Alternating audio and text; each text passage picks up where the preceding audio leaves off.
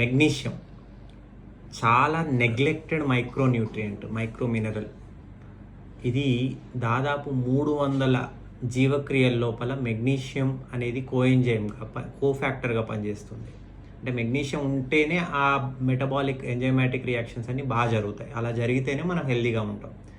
మన స్కిన్, మన నర్వ్స్, మన మజిల్స్, మన బోను ఇవన్నీ బాగుండాలంటే మెగ్నీషియం కావాలి. మెగ్నీషియం బాగుంటే మూడ్ బాగుంటుంది, నిద్ర వస్తుంది.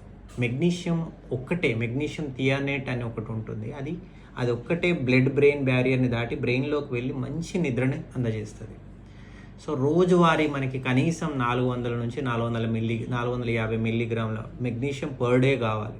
ఇది ఎక్కడ సమృద్ధిగా దొరుకుతుంది అంటే ముఖ్యంగా నట్స్, బాదం పప్పు, జీడిపప్పు, బ్రెజిల్ నట్స్, అలాగే ఫ్రూట్స్, అరటిపండు, జామపండు, అవకాడో, తర్వాత పప్పులు, ఈ సోయాబీన్స్ వీటి లోపల, తర్వాత ధాన్యాలు, మన తృణధాన్యాలు ముఖ్యంగా గోధుమలు, తర్వాత బార్లీ, క్వినోవా, తర్వాత రాగులు, వీటి లోపల ఎక్కువగా మెగ్నీషియం సమృద్ధిగా ఉంటుంది. కాబట్టి మెగ్నీషియంని చాలా నెగ్లెక్ట్ చేసేసారు ఇప్పటి వరకు. కానీ మెగ్నీషియం బాగుంటే ఓవరాల్ మన హెల్త్ అంతా బాగుంటుంది. ఇది నెగ్లెక్ట్ చేయొద్దు. సప్లిమెంట్స్ రూపంలో కూడా అవసరమైతే మెగ్నీషియం తీసుకోవాలి.